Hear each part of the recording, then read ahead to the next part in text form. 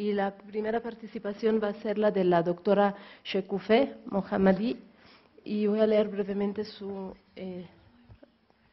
datos. Es doctora en Lingüística Aplicada por la Universidad de Alicante. Su carrera profesional ha consistido en investigación, docencia y traducción. Actualmente es investigadora del Seminario de Hermenéutica aquí en el Instituto de Investigaciones Filológicas y se ha dedicado a las aplicaciones de la semiótica a la literatura y a las artes, teniendo la cultura y el arte persas como el centro de sus estudios. Sus líneas de investigación incluyen la hermenéutica literaria, la hermenéutica del símbolo y la hermenéutica cultural. Y hoy nos presenta el trabajo La mujer y la ley islámica. Bienvenida. Muchas gracias. Buenas tardes a todos. Gracias por estar aquí. Gracias, Teresa, por haberme invitado. Bueno, yo pienso comentarles un poco de la visión que se tiene de la mujer en el Islam y en la ley islámica. Esto es un tema que, como bien sabrán, es siempre muy polémico y que, bueno, genera muchas preguntas. Bueno, viniendo también yo misma experiencia personal de una sociedad islámica, más o menos sé que muchas de las cosas que se piensan desde fuera no ocurren dentro. Pero bueno, yo intentaré ser lo más objetiva posible, comentarles cómo está la cosa y después acabar diciéndoles los esfuerzos que se están haciendo para mejorar esta situación. ¿Podemos pasar, por favor, a la... Bueno, para hablar de la ley islámica es importante saber una palabra clave que es la Sharia. En árabe quiere decir el camino correcto. Y el Sharia es la ley, digamos, es el conjunto de códigos legales que incluye también códigos penales, que se aplica en la mayoría de los países cuyo sistema gubernamental está basada en el Islam. Entre ellos, pues, por ejemplo, ustedes hablan muchos de los países del Golfo, algunos de los países del Medio Oriente. Bueno, el Sharia o la ley islámica tiene sus fuentes en tres recursos distintos que por su naturaleza luego generan, digamos, de alguna manera contradicciones a veces. Una de estas fuentes es el Corán, el libro sagrado del Islam, de los musulmanes. Esta es la fuente, digamos, más confiable en cuanto que ya, digamos, la revelación del Corán se hace alrededor del siglo, bueno, es en el siglo VII, alrededor de 633 después de Cristo. Entonces, no es una recopilación como los evangelios que van, digamos, en la historia se van recopilando, sino que supuestamente es una revelación de una vez. Por lo tanto, se descarta cualquier, digamos, tergiversación en el contenido del texto. Esto por un lado. La siguiente fuente es el hadís o la tradición oral islámica. La tradición oral consiste en, digamos, frases citadas del profeta y de los descendientes del profeta, de los santos, de los imames del Islam, que fueron recogidos mientras ellos vivían y finalmente a lo largo de los años recopilados en un conjunto que llamamos hadís. Los hadís se pueden también clasificar en dos partes, los más confiables y los menos confiables. Bueno, ya estamos hablando de que son citas de personajes históricos y religiosos y muchas veces hay de alguna manera algún decreto, algún mandamiento en concreto en estas frases que bueno, se han conservado y muchas veces en base a estas frases es que se puede modificar, por ejemplo, una ley o se puede sugerir una nueva. Bueno, esta entonces es la fuente, digamos, menos confiable que tenemos en relación con la anterior. Y después, finalmente, la consulta, porque pues en el Islam, en sus principios, siempre ha sido muy importante la cuestión de poner a consulta un asunto y los miembros de la asamblea que tendrían que dar su opinión acerca de una cuestión serían los alfaguíes o de alguna manera los investigadores religiosos, que ellos ya tienen un nivel muy alto de educación teológica y, bueno, entre ellos deciden si algo es apropiado o no. Entonces, las leyes que más adelante les voy a comentar y que conciernen a la mujer vienen de estas tres fuentes. Ahora bien, la Sharia en sí no siempre se aplica tal cual como está en las sociedades. Por ejemplo, la manera en que se lleva a cabo el uso de la ley islámica digamos, en Arabia Saudita es muy distinta a la manera en que se utiliza en Irán, ¿no? Entonces, cada lugar tiene, digamos, de alguna manera sus modificaciones a la ley. ¿Y esto cómo lo hacen? Pues también gracias a los alfaguíes, a los investigadores religiosos. ¿Podemos pasar, por favor?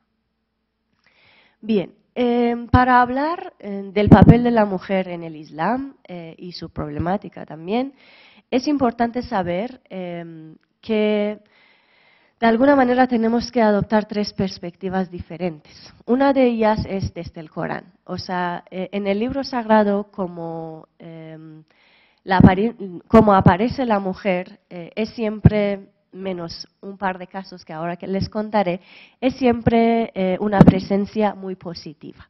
Es decir, la mujer en el Corán es la mujer admirada por su digamos, por su capacidad de mostrar cariño, por su papel como madre y por su papel como esposa. Claro, esta siempre aparece como acompañante del profeta mismo y después de los demás santos. Bueno, por ejemplo, la mujer del profeta de Mahoma, Khadija, es muy importante, ¿no? Es una de las mujeres más, digamos, elogiadas. También existe, por ejemplo, un capítulo entero del Corán dedicado al elogio a María, a la Virgen María. Entonces es como, de alguna manera es reconocida como una figura cuyo papel es la maternidad y, claro, está el acompañamiento propio del hombre sagrado, en este caso, ¿no? Que serían los profetas. Bueno, más adelante, nada más, esto es un tema que ha causado muchísimas controversias.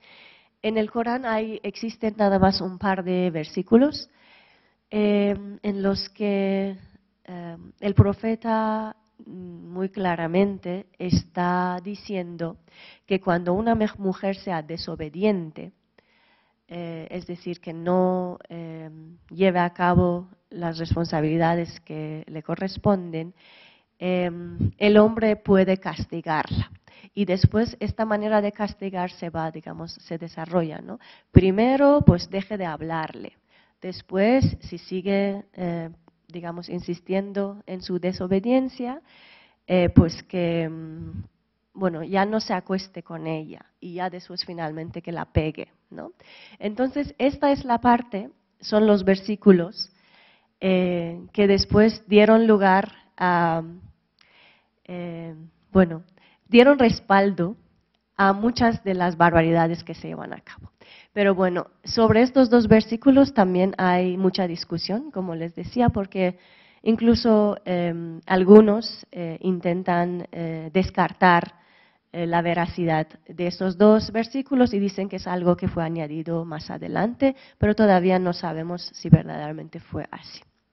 Bueno, entonces esto por un lado. Por otro lado, hay que ver que además de la ley misma, la ley islámica, las sociedades que tienen una tradición islámica, es decir, las mujeres que han nacido y vivido digamos, bajo los mandamientos del Islam, también se las trata de un modo diferente. No es que siempre la ley esté muy presente, la ley islámica, sino que ya podemos hablar de una serie de tradición, de algo que por generaciones ha estado circulando y sigue vigente ahí. Pues en la tradición islámica de cada sociedad también es importante saber que los antecedentes culturales, religiosos que existían en la zona de la que estamos hablando, también han tenido siempre muchísima influencia. Por ejemplo, como les decía hace un momento, es muy distinto, digamos, la mujer en la tradición islámica de Kuwait que la mujer en la tradición islámica de Palestina. Entonces hay que ver porque cada uno de ellos, cada uno de estos países tienen antecedentes culturales mucho más antiguos que afectan la manera en que el Islam de alguna manera es apropiada por esta sociedad y es modificada. Lo que yo les puedo contar, por ejemplo, de la experiencia tradicional, por ejemplo, de Irán, es que ahí sí las mujeres son muy machistas en el sentido de que ellas mismas son los que de alguna manera pues sí contribuyen a que los hombres sean más importantes y las mujeres menos.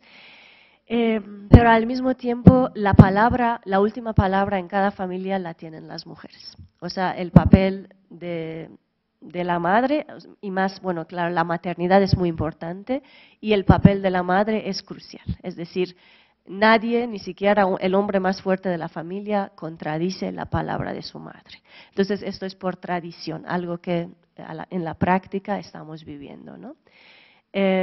Incluso cuando una es esposa, por ejemplo, las nueras que entran en la familia, pues la tienen muy difícil porque siempre el esposo escucha a la suegra, ¿no? Entonces, pues este tipo de cosas. Y finalmente, hablando ya propiamente de la ley islámica, de la Sharia, lamentablemente hay muchísimos puntos en esta ley que perjudican a las mujeres. Se las voy a ir nombrando una a una. Aquí, bueno, desde que la mujer nace hasta que, bueno, sí, hasta que muere, pues en toda su vida, en diferentes etapas, esta ley, en la mayoría de los casos, no la beneficia, sino que la perjudica. ¿Por qué ocurre esto? Porque, bueno, desde el principio, digamos, una niña nacida en una familia muy tradicional es menos querida que un niño, ¿no? O sea, yo creo que eso es en cualquier tradición, no es solo el Islam. Bueno,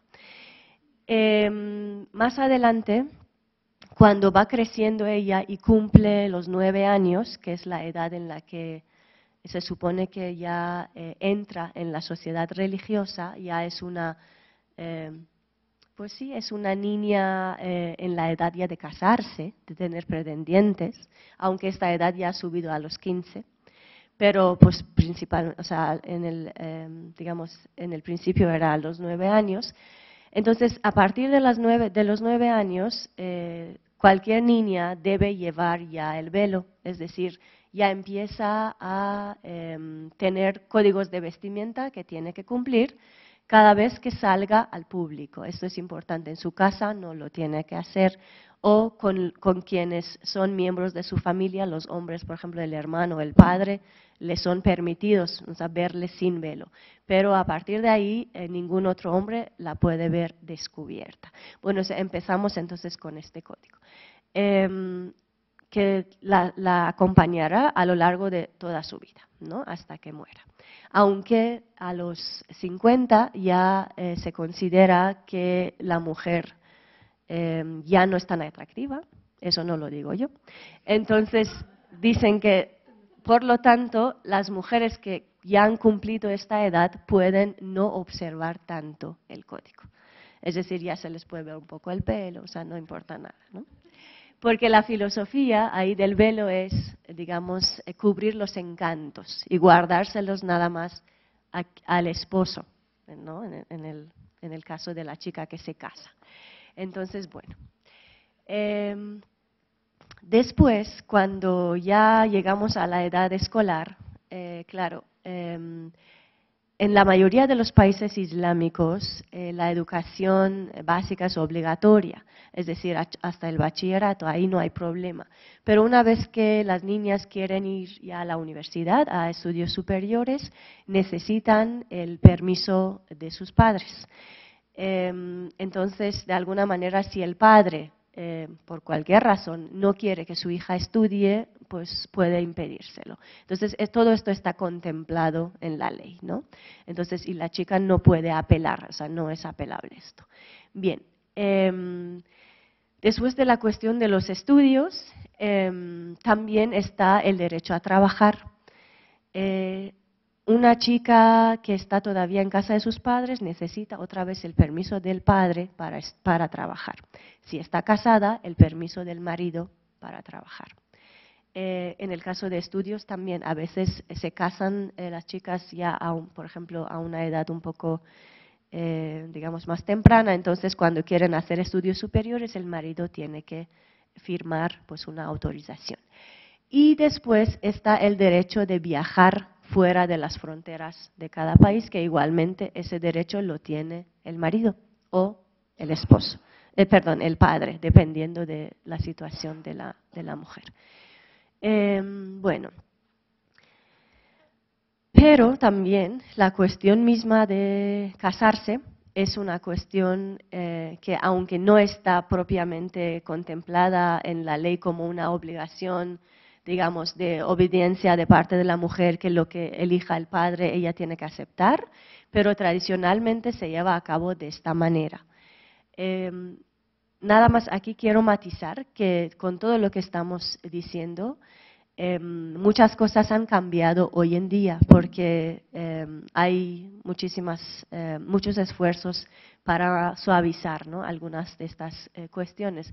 Pero en fin, digamos, de lo más tradicional, de lo que sí se puede, digamos, ver su antecedente en la ley, pues es esta, ¿no?, de que el marido lo va a elegir la familia de la novia y la novia va a decir que sí. Y claro, la cuestión del noviazgo y esto no existe. Dicen tradicionalmente que bueno, que una vez que se casen y que estén un tiempo juntos, ya el cariño surgirá y cuando tengan un hijo, pues mejor todavía, ¿no? Entonces se va a reforzar el lazo del matrimonio. Bueno, hablando del matrimonio, también es importante ver cuál es la situación de la mujer ante la poligamia. Porque, pues, como a lo mejor ya sabrán, en el Islam la poligamia está permitida. Entonces, cada hombre puede tener 4 mujeres permanentes. Y digo permanentes porque existen matrimonios temporales. Entonces, bueno, desde el Corán mismo y desde el Hadís, el profeta y los santos siempre han dicho que la cuestión de la segunda esposa o de la tercera esposa es una cuestión complicada porque está permitida solo si el marido es capaz de mantener la equidad entre las esposas y que trate a las 3 igual de bien, que les dé a las 3 digamos, todas las condiciones propicias para una vida digna, es decir, tenga suficiente dinero para mantener a las 3 y también que las trate bien. Bien, ahora, esta ley, por ejemplo, es de las que más modificaciones han estado sufriendo, porque, por ejemplo, hubo una época en que se hablaba de que, bien, la primera esposa tiene que dar su consentimiento. Y esto que digo muchas veces ocurre porque, por ejemplo, las esposas que no pueden tener hijos por la importancia de la maternidad, muchas veces pues conceden, ¿no?, ese derecho, autorizan al esposo que tenga otra mujer para tener hijos. Bueno, entonces, esto fue una ley de 2010 más o menos que se hablaba de que la autorización de la primera esposa era necesaria. Y más adelante se volvió a, digamos, eliminar para que de alguna manera los hombres tengan, bueno, pues más libertad, ¿no? Entonces, también es ver esta cuestión. Eso ya a nivel social, práctico, es muy... ¿Sí? Gracias. Bueno, sí, nada más 2 minutos. En fin, entonces es ver cómo cada mujer maneja ese tema, ¿no? O sea, cómo lo enfrenta. Después, una vez casada, el derecho a divorcio también lo tiene el esposo, es decir, él puede separarse de la mujer cada vez, siempre que quiera, y la mujer no, es decir, la mujer tiene que comprobar, son varias condiciones, que tiene que comprobar que le está sucediendo todo esto para que pues su marido, para pedir el divorcio, ¿no? Por ejemplo, que si el marido es adicto a alguna droga, si la pega, si no la mantiene, cosas de este tipo. Y la custodia de los hijos también es del padre. Entonces, pues todas estas cuestiones se lo hacen muy difícil, ¿no? A una mujer que vive en una sociedad islámica. ¿Podemos pasar? Bien, nada más para decir muy rápidamente, para que no nos quedemos con todas estas ideas bestiales, es que, pues es verdad, porque la parte que normalmente no se ve es que hay muchísimo esfuerzo para cambiar esto. Y entre ellos están pues el enfoque es la educación cultural, para que las mujeres tengan mejor educación y que entiendan que el machismo surge de ahí y que lo puedan corregir en la manera en que tratan a los hijos, tratan al marido, y además fomentar que tengan estudios superiores y que trabajen para que tengan independencia económica, para que no tengan que casarse con cualquiera, ¿sabes? Ese tipo de cosas que les dan más libertad, o si quieren divorciarse, que por lo menos tengan de alguna manera pues sí, un sustento. Y lo más importante son las campañas que tenemos en contra, digamos, para condicionar los matrimonios.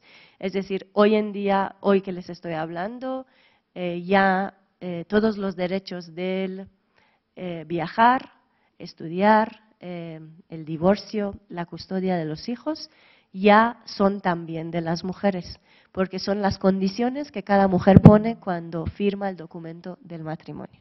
Es decir, ya esto está muy, digamos, lo han fomentado muchísimo para que las chicas tengan cuidado y que no, pues sí, no se lo den todo al marido. Todavía está muy mal visto, es decir, los propios notarios cuando quieren, digamos, darle validez al documento se lo ponen muy difícil a las chicas, pero bueno, es legal, entonces no pueden, digamos, contradecirlo. Pues gracias.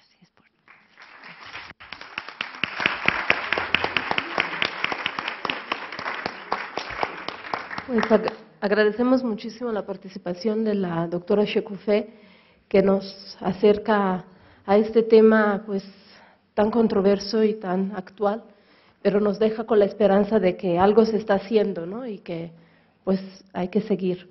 Y le agradecemos muchísimo, como decía al inicio, se tiene que retirar por cuestiones de trabajo, y entonces les pido que cualquier pregunta o duda que haya surgido en esta presentación, pues se la hagan saber en otro momento, ¿no? Y seguimos con la participación de la doctora María Teresa Galás, quien, además de ser coordinadora del evento, es licenciada, maestra y doctora en Letras Clásicas por la Universidad Nacional Autónoma de México, es profesora definitiva de griego y de literatura griega en la Facultad de Filosofía y Letras de la UNAM, y además es investigadora de tiempo completo aquí en el instituto. Sus líneas de investigación son retórica y derecho griego, grupos minoritarios y derechos humanos en Grecia clásica y la mujer en Grecia antigua, sobre las cuales tiene publicaciones tanto en México como en el extranjero. Desde 2012, en el Instituto de Investigaciones Filológicas, coordina el curso Mujeres emblemáticas en la literatura y en la historia, así como el ciclo de conferencias que lleva el mismo nombre. El día de hoy nos presentará el trabajo Estatus de la mujer en la legislación griega. Le doy la bienvenida. Bueno, muchísimas gracias otra vez por su presencia. Estatus de la mujer en la legislación griega. 1. Panorama de la problemática.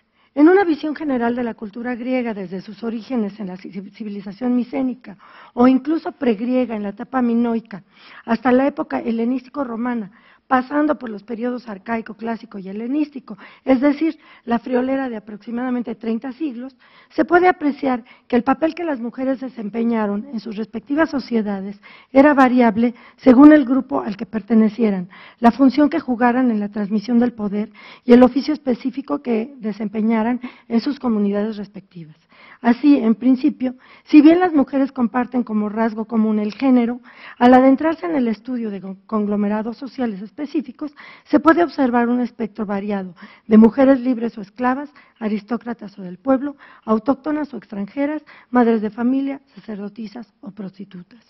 Durante mucho tiempo, hasta la segunda mitad del siglo XX, se creyó que la norma era la situación de la mujer en Atenas durante la llamada época clásica, siglos V y primera mitad del IV, y más concretamente se elaboraron tipos sociales femeninos como patrones de toda la Hélade. Por ejemplo, la mujer de familia en contraposición con la prostituta, y se idealizaron dichos tipos prácticamente en dos vertientes, de tal modo la mujer de familia, fuese rica o pobre, que era libre y ciudadana, y la prostituta, que podía ser libre o esclava, nacional o extranjera, y que carecía del estatus de ciudadanía. Hay que aclarar, empero, que la polémica propiamente dicha sobre la mujer griega no se dio sino hasta mediados de la década de los años 70 en el siglo XX, por influencia de la ideología feminista o de las ideologías feministas. Para empezar, hasta entonces solo se habían manifestado intereses aislados sobre el tema y en general se interpretaba a las mujeres desde una postura de confort, donde se admitía la existencia de una fémina, por así llamarla, decente y sometida, y de otra no decente, pero dueña de su propio albedrío. Esta idealización se mitificó en una panorámica de la mujer griega, a grandes rasgos, como un componente social oprimido por excelencia.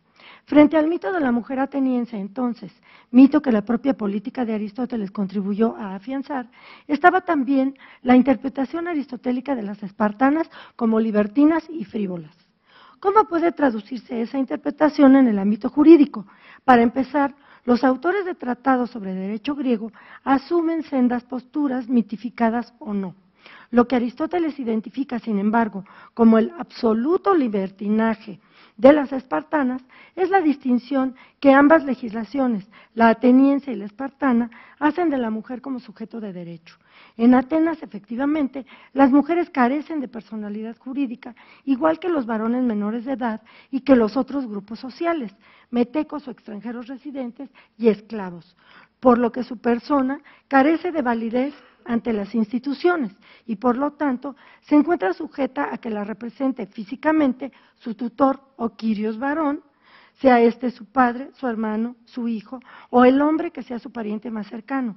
Al mismo tiempo, como es natural, la tutela comporta igualmente la toma de decisiones por parte del quirios, en el caso de situaciones que afectan directamente la vida de la mujer, como la orfandad, el matrimonio o la viudez, por ejemplo, que es exactamente lo que nos acaban de comentar. Al contrario, en Esparta, por las condiciones vigentes en una ciudad cuyo imperativo era la organización militar permanente, las mujeres se quedaban solas mucho tiempo, por lo que, según Plutarco, en la vida de Licurgo, sus maridos, y cito, se veían obligados a dejarlas como dueñas y por ello las mimaban más de lo debido y las llamaban señoras. Fin de cita. Hemos de suponer que en ausencia de los hombres, ellas los representaran y que inclusive tomaran decisiones y disposiciones en las transacciones sobre sus patrimonios, pues aunque la legislación de Licurgo señalaba el patrimonio familiar o cleros como inalienable, lo mismo que en Atenas, por el contrario, en Esparta podía indistintamente donarse o legarse sin ninguna limitante, algo impensable en el ámbito ateniense de los siglos V y IV. Lo anterior provoca que ya en época de Aristóteles haya una gran desigualdad en la distribución de la riqueza, ya que, asegura el filósofo, 2/5 partes de la tierra son de las mujeres. Fin de cita. Al margen de lo anterior, habría que tomar en cuenta la visión de la mujer en la tradición jonia o en la doria. Una situación que marca las diferencias en la consideración a las mujeres entre ambas sociedades es el hecho de que en plena época denominada clásica, las únicas féminas que se presentan al único tipo de competencia en los Juegos Deportivos Religiosos, olímpicos, olimpiadas, délficos, ístmicos y nemeos, donde se permite participar a las mujeres, la carrera a pie, provienen igualmente de ciudades de origen dorio. Diferencias políticas, diferencias jurídicas.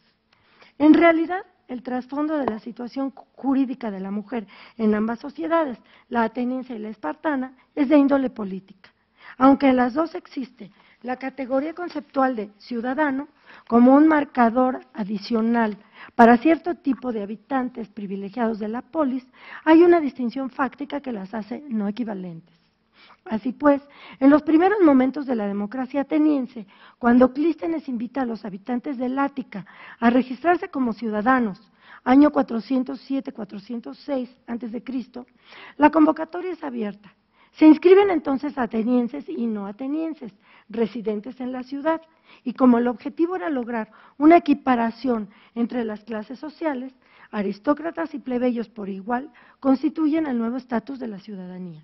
Sin embargo, ante el creciente poder adquirido por Atenas en los subsecuentes 50 años, época de la pentecontesia o hegemonía de Atenas por sobre las demás ciudades griegas, se hace necesario proteger a los miembros de ese estatus, cuyos varones adultos son quienes ejercen efectivamente el poder mediante la asamblea, eclesía, marcando límites entre dicho grupo y los de los otros habitantes de la polis. Es así como en el año 451-50, Pericles, a instancias de su mentor Efialtes, entonces arconte epónimo, propone una ley que prohíbe el matrimonio entre ciudadanos y xenoi o extranjeros, concepto que engloba tanto a los metecos o extranjeros residentes como a los libertos. El alcance de dicha medida es doble. Si bien existe el ánimo de limitar entonces la infiltración de metecos y esclavos en el grupo ciudadano, en mi opinión, la intención más inmediata del Partido Democrático era bloquear las alianzas entre los miembros, las alianzas políticas, entre los miembros aristócratas del estatus ciudadano, de ideología oligárquica la mayoría de ellos, y sus iguales de la misma tendencia ideológica en otras ciudades.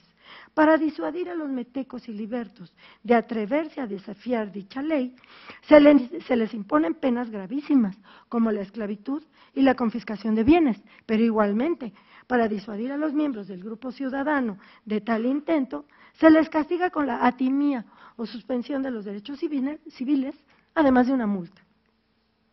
De ahí en adelante se aplica en Atenas una política endogámica, cuyo principio entonces catapulta al primer plano a las mujeres ciudadanas, puesto que serán incluidos en la categoría de ciudadanos, varones y mujeres, únicamente aquellos que hayan nacido de padre y madre ciudadanos mediante un matrimonio legítimo, engue, concertado entre el quirios o representante legal de la mujer y el futuro marido.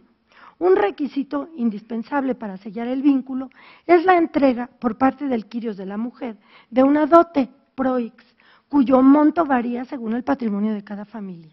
La mujer así casada se convierte en esposa legítima, gamete, y sus hijos serán legítimos, gnesioi, lo que significa que heredarán el estatus de ciudadanía y el patrimonio familiar, material e inmaterial, es decir, los bienes propiamente dichos, muebles e inmuebles, tajrémata, e igualmente el culto a los ancestros, tanomizómata. Así pues, aunque tanto varones como mujeres deban ser reconocidos como hijos legítimos por el padre y para ello registrados a los 10 días de nacidos, en la ceremonia llamada Tedecate, si la madre no es una ciudadana aste, ellos no podrán tener acceso a la titularidad de la ciudadanía. En tales circunstancias, entonces, es muy comprensible que haya que resguardar la integridad física de la esposa y, por lo tanto, asegurarse su fidelidad. Es por ello que lo mismo el adulterio que la violación son considerados delitos y están penados en Atenas, aunque no es completamente cierto que el primero sea mucho más grave que la segunda, como afirma Lisias en su discurso 1 sobre el asesinato de Eratóstenes. En el caso de Esparta, por el contrario, el matrimonio se realizaba en el marco de un ritual de rapto de la novia, mientras que el adulterio constituía una práctica aceptada, no estigmatizada ni moral ni socialmente, y si se daba la situación de que hubiera vástagos producto del mismo, eran adoptados como hijos por el titular del oikos. Plutarco testimonia que incluso un marido anciano podía promover que su mujer joven se acostara con un joven, cito, noble y respetable, fin de cita, a fin de tener descendencia. Por su parte, Aristóteles en la política atribuye la decadencia de Esparta, de la Esparta de su época, a la negligencia, anesis, de la Constitución en cuanto a regular la situación legal de las mujeres, misma que, por la práctica frecuente de las donaciones, así como por la permisividad en el monto de las dotes, había ocasionado una enorme desigualdad entre los ciudadanos. Hay que hacer notar, sin embargo, que tal situación no es solo atribuible a las mujeres, sino al sistema socioeconómico espartano, que exige a los miembros de la élite un monto mínimo en su patrimonio para poder permanecer dentro del censo en calidad de espartiatas. Para los tiempos de Aristóteles ya había una gran cantidad de familias empobrecidas que, por no cumplir con el requisito económico, se hallaban prácticamente en un limbo jurídico, al ser libres, pero no pertenecer ya a ninguno de los grupos sociales, ni al de los espartiatas o ciudadanos, ni al de los periecos o extranjeros residentes, ni al de los esclavos, por hacer una analogía con los principales grupos sociales atenienses, aunque para Claude Monet, no obstante, solo en Atenas hay una delimitación tan precisa del estatus jurídico, mientras que en las demás ciudades existía una amplia gama de individuos que, sin pertenecer precisamente a las élites gobernantes o sin ser extranjeros, son libres en diversos aspectos. Conclusión. De lo anteriormente expuesto, es posible apreciar que no se puede hablar del estatus jurídico de la mujer en Grecia en general, sino que aquel depende del papel que ella cumpla en su sociedad y, en último término, del tipo de organización política y socioeconómica que dicha sociedad, que dicha ciudad haya elegido. Hay que hacer notar, por último, que el tipo de sociedad en las diversas polis era muy diversa, aunque sí es posible marcar alguna diferencia entre comunidades de origen dorio y las demás, por ejemplo, o por supuesto entre ciudades que tienen regímenes democráticos y las oligarquías. En último término, para terminar, el estatus jurídico de cada mujer depende de la situación legal del grupo al que socialmente esté afiliada. Muchas gracias.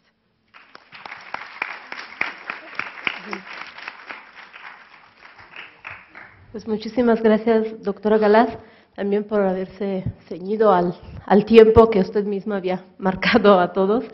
Entonces, pues muy bien, por así tener espacio después para las preguntas y los comentarios.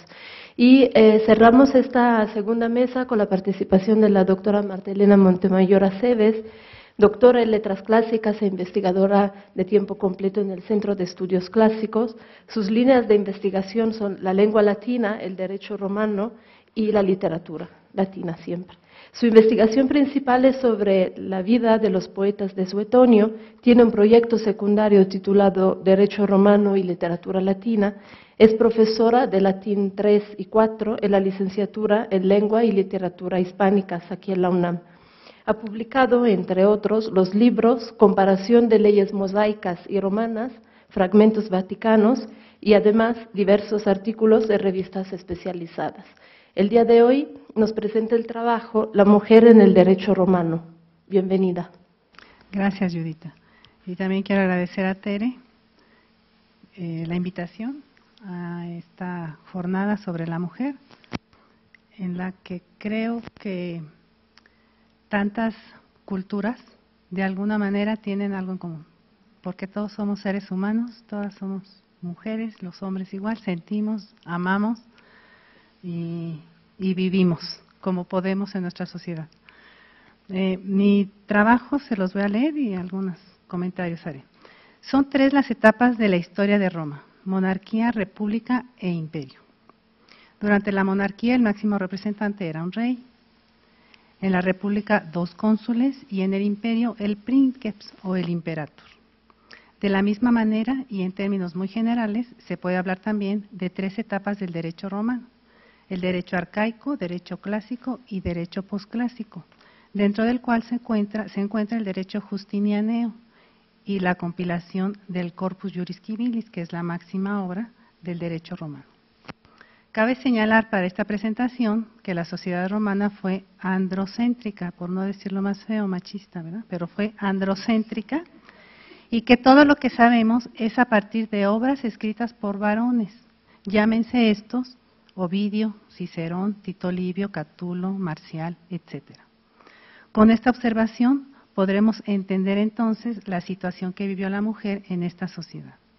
Las palabras latinas que designan al género femenino, hice ya una lista que he ido ampliando: puella, puber, fémina, que muchas pasaron al español, mulier, virgo, que es la virgen, que es la doncella, la joven, no casada, sponsa, la prometida, uxor, y a la mujer casada se le podía llamar matrona o domina.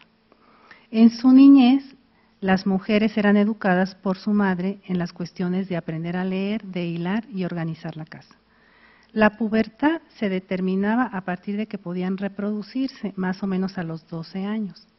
Era costumbre que el pater familias concertara el matrimonio de la hija. Es dueña, domina, de su casa. Estoy saltando. La condición social de la mujer eran 3: la ingenua, la liberta y la serva. Es decir, la ingenua es la mujer libre, la liberta es la esclava que se le fue otorgada la libertad, y la serva es la esclava. Con esto podemos también añadir que Roma y que la cultura romana fue una sociedad esclavista. La mujer ingenua. La mujer ingenua era ciudadana romana y la más reconocida era la casada en justa in nuptiae. Esta era la matrona romana. Tenía la misma condición social del marido. Esto significaba que si el marido era senador, ella tenía una situación social de clase senatorial. Pero si el marido caía en la desgracia, ella perdía tal posición. También otra observación que quiero hacer es que lo que leemos muchas veces en Ovidio, en Virgilio, en estos poetas, como ellos vivían en la clase social de los emperadores, porque pertenecían a los círculos, por ejemplo, Ovidio y Virgilio de Mecenas, pues lo que ellos ven es la mujer aristócrata, ¿sí? Entonces muchos de los conocimientos que tenemos de estas mujeres es la mujer aristócrata. La domina es la dueña de su casa, compañera del marido, sale de compras a la calle acompañada de sus esclavos o esclavas, va con el marido a banquetes, tomaba vino mezclado con agua, no el vino puro, y esa bebida con agua y miel se le llamaba mulso. Asiste, a veces me imagino que nosotras tomamos el vinito también con algo dulce, ¿verdad?, con mezclado.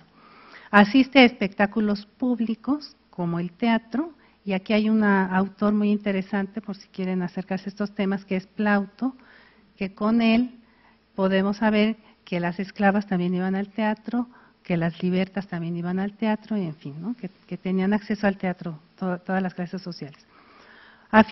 Iban a fiestas propias de mujeres casadas, a fiestas religiosas como las matronalia, las fiestas de Ceres, que ustedes recordarán o sabrán algo de los misterios eleusinos, al culto de Dionisio, que serían los misterios dionisíacos, y todos estos son temas larguísimos de investigación y de interesantísimos de conocer. Sin embargo, las mujeres estaban apartadas de las funciones civiles y públicas, no podían ser jueces, ni magistrados, ni abogadas. Hay una cita muy curiosa en el Digesto respecto de la ley que prohibía que fueran abogados los menores de 17 años, los sordos, los ciegos y las mujeres. La cita dice: resulta que Cafrania, una mujer muy descarada, que al actuar sin pudor como abogada e importunar al magistrado, dio motivo a esta ley. Digesto 3.1.1. El ideal de la matrona romana era ser la administradora y organizadora de su casa y de su familia.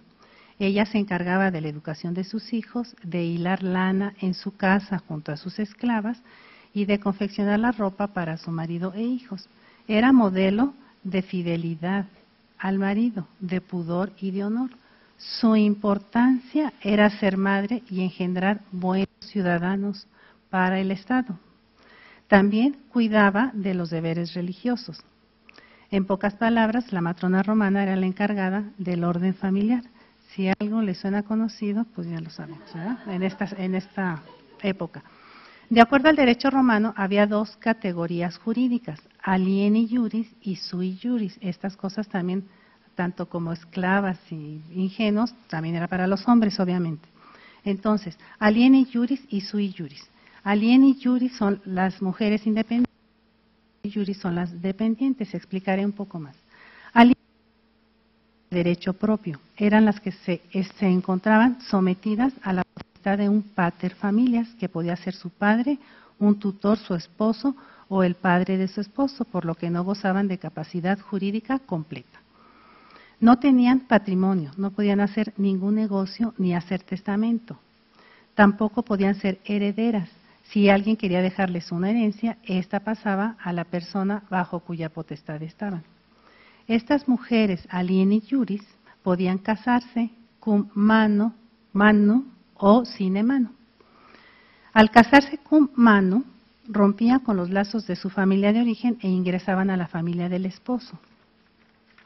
Quedaban, y así se dice en los textos, en lugar de hija, loco filiae, y dependían por completo de su marido, si éste era sui iuris.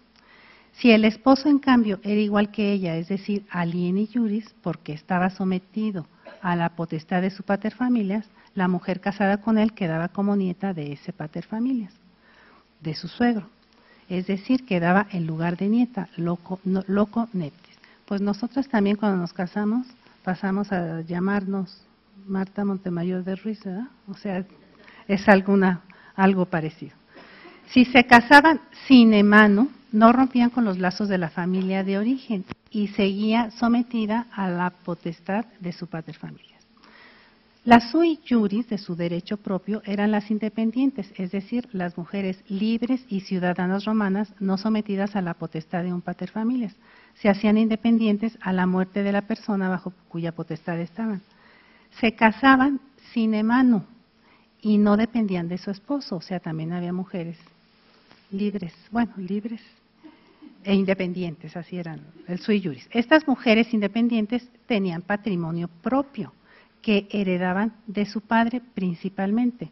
Podían recibir otras herencias, hacer testamento, hacer negocios, aunque todo esto lo hacían con ayuda de un tutor. La liberta era la mujer que, habiendo sido esclava, había logrado la libertad porque su antiguo dueño se la concedió mediante un acto jurídico que se le llamaba manumicio. Eran manumitidas. Una vez alcanzada la libertad, la liberta se hace ciudadana romana, aunque no con los privilegios de las ingenuas.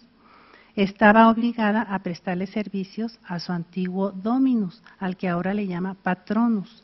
Es una obligación de respeto que en latín le llaman obsequium, contra la cual no puede ella ejercer acción judicial alguna. En la época de la República no se permitían los matrimonios entre libertas e ingenuos. Las leyes de Augusto, que después hablaré de ellas, lo permitieron. En cuanto a la esclava, la serva, esta está sujeta a la potestad de un dominus o una domina. Puede ser esclava por nacimiento si nace de una mujer esclava. Se admite que si la madre fue libre durante la gestación, el niño nazca libre. Puede hacerse esclava por cautiverio, es decir, como prisionera de guerra. El Estado en este caso, y en los otros podía venderlas. También, más bien en este caso cuando era prisionera de guerra, porque pasaba a ser del Estado. También se puede caer en esclavitud por causa de una pena jurídica. Estas son llamadas servi poenae o servae poenae, porque no tienen amo y son esclavas de una pena. Por ejemplo, la ingratitud de la liberta, fíjense, puede ser castigada por el magistrado con la recaída en la esclavitud. La unión entre esclavos era llamada contubernio, también era llamada así la unión de hombre libre con esclava. En la República las costumbres se relajaron y en el Imperio aún más. Y hay citas como estas. Por ejemplo, dice que las mujeres se excedieron en el lujo, que asistían a fiestas y que eran infieles. Por ejemplo, Séneca dice: algunas mujeres de linaje noble e ilustre cuentan sus años no por el número de los cónsules, sino por el de sus maridos. Hay menciones en las fuentes de que se practicaba el aborto y de que se abandonaba a los niños. Ovidio, en Amores 2:14, reprueba la práctica del aborto y dice cosas interesantes. ¿Quién habría aniquilado el poder de Príamo si Tetis, la divina marina, se hubiera negado a soportar su embarazo? Tetis era la madre de Aquiles. Otra cita: si Ilia en su abultado seno hubiese matado a los gemelos, habría perecido el fundador de la ciudad imperial. Ya saben a quién se refiere, a Rómulo y Remo. Otra cita: si Venus, de Ovidio, si Venus cuando estaba encinta hubiese atentado contra Eneas en su vientre, se hubiera visto la tierra privada de los Césares, porque acuérdense que el hijo de Eneas es Iulo, y es el antecesor, según estas leyendas, historias, de Julio César y de Octavio Augusto. Por estas situaciones de divorcios y abortos, Augusto instituyó leyes contra el adulterio y en favor del matrimonio y la natalidad. Ahorita que estaba escuchando a Tere, en contraposición a que en Grecia dice que se aceptaba el adulterio. Las leyes, la ley Julia de Adulteris permitía al padre, y así dice la fuente, que es la Colatio 4.2.1 y 4.3.1, matar a su hija sorprendida en adulterio, al igual que al adúltero. Igualmente permitía al esposo que sorprendía a su mujer en adulterio matar al adúltero y abandonar al esposo. Había dos leyes, la ley Julia de Maritantis Ordinibus y la ley Julia Papia et Popea, favorecían los matrimonios entre personas del mismo rango social, así como la natalidad. A los que tenían hijos les concedía ventajas económicas. En cambio, a los solteros y a los casados sin descendencia les prohibía recibir herencias y legados. Les daré 3 ejemplos de mujeres romanas de la historia de Roma. Una es una matrona ejemplar que se llamaba Cornelia, la madre de los Graco. Se casó con el cónsul Tiberio Sempronio Graco. Fue madre de 12 hijos, a los que solo 3 llegaron a la edad adulta: Tiberio, Cayo y su hija Sempronia. Cornelia quedó viuda a los 36 años y no se volvió a casar, rechazando la propuesta matrimonial de un personaje muy importante, que era el rey de Egipto, Ptolomeo VIII. Fue una mujer culta y de carácter fuerte. Recibía en su casa a filósofos griegos y toda clase de literatos. Llevó con gran entereza sus infortunios, la muerte de su padre, de su esposo y la de sus famosos hijos Tiberio y Graco. Estos hijos fueron tribunos de la plebe, que dictaron leyes en beneficio del pueblo y que porque los aristócratas no les convenía, los optimates, pues hubo revueltas y uno murió asesinado y el otro se suicidó antes de que lo mataran. Como ejemplo de una mujer ingenua, sui juris, casada sin hermano y que poseía un patrimonio propio, administrado por un tutor con toda la nomenclatura jurídica del derecho romano, llamado Philótimus, mencionó a Terencia, la esposa de Cicerón. Cuando se casó Terencia, su dote incluía 2 edificios de apartamentos de viviendas en Roma, un terreno en un bosque cercano y una granja. En total, la dote ascendía a 400,000 sestercios, que era la cantidad para que un hombre pudiera postularse a senador. Esta dote fue utilizada para la carrera política de Cicerón. Como el orador era, contrariamente a ella, alieni iuris, la dote pasó a la administración de su pater familias de Cicerón y la utilizaron para su carrera política. Pero Terencia, aparte de esta dote, tenía propiedades propias, privadas, que estaban fuera de la dote, muchas tierras a su nombre y aparte una propiedad con grandes jardines que acababa de comprar al casarse. La administraba ella con la ayuda de su tutor. Terminaron divorciados antes de la muerte del orador y ella murió, según una nota, una cita de Valerio Máximo, a los 103 años de edad, según Valerio Máximo. Como ejemplo de una mujer aristócrata, liberal, libre no de ingenua, sino libre de que le gustaban las fiestas, de que le gustaba divertirse, de que le gustaba andar en fiestas, beber mulsum y tener muchos amigos y andar, y también decían que era escritora. Estoy hablando de Lesbia, la mujer, la chica, que por ahí hay un libro que sí le llaman La chica de Cátulo. Ella estaba casada desde los 18 años con Quinto Cecilio Metelo, de familia aristócrata. Pero al parecer el matrimonio llegó a ser cordial, en el que cada quien tenía su propio espacio. Ella finalmente quedó viuda. A Clodia le gustaba andar en fiestas y disfrutar de la vida. Era culta y además escritora, según Cicerón. Pero padeció el amor y después la obsesión de uno de los más grandes poetas romanos, que la hizo inmortal bajo el nombre de Lesbia. Y Clodia es el nombre popular de Claudia.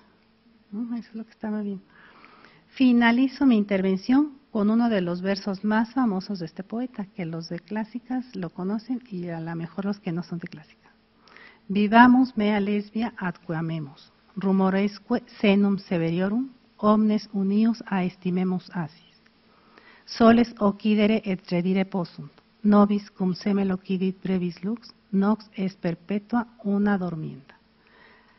Fernanda, dami vacia mille, ¿verdad? El vacia, dami vacia mille, dein decentum, dein mille altera, dein secunda centum, deinde usque altera mille, dein decentum, dein cum millia multa fecerimus, conturbabimus illa, ne sciamus, aut nequis malus invidere posit, cum tantum sciat esse evasio. Vivamos Lesbia mía y amemos, y los rumores de los viejos más severos estimemos todos en una moneda. Pueden morir y regresar los soles, pueden ir y venir los días. Nosotros, una vez que muera la breve luz, hemos de dormir una noche eterna.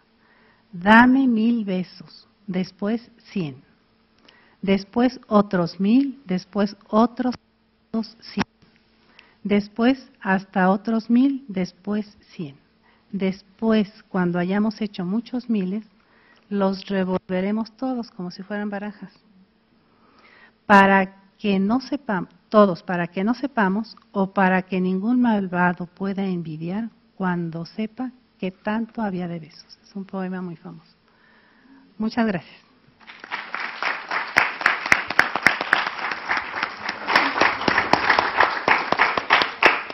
Muchas gracias, doctora Montemayor, por su participación. Y hay un espacio para preguntas o comentarios para los que participaron en la primera mesa y en esta segunda. Así que les pido, si quieren comentar algo, que sea pues conciso para dar espacio a las respuestas. O sea que ocupamos muy bien nuestro tiempo. Sí.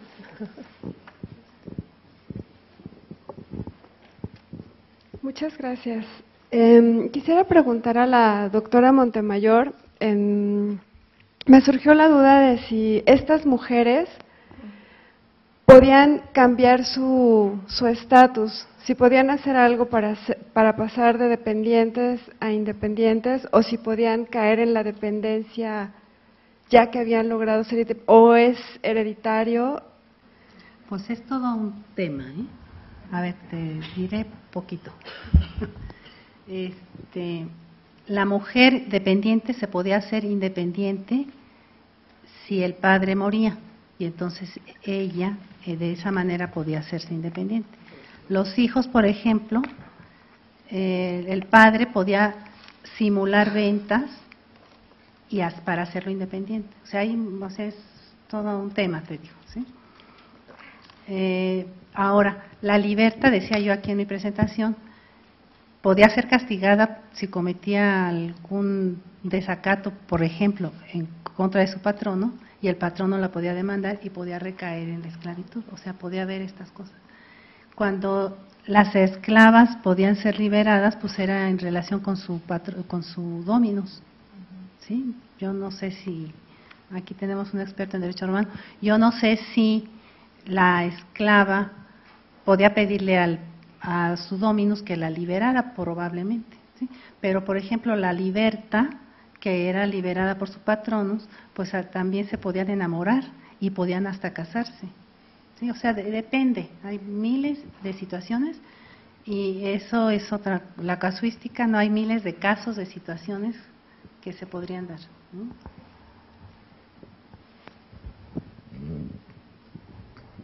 ¿Alguien más? Y gracias por preguntar. Sí, también de la mesa, de la primera mesa.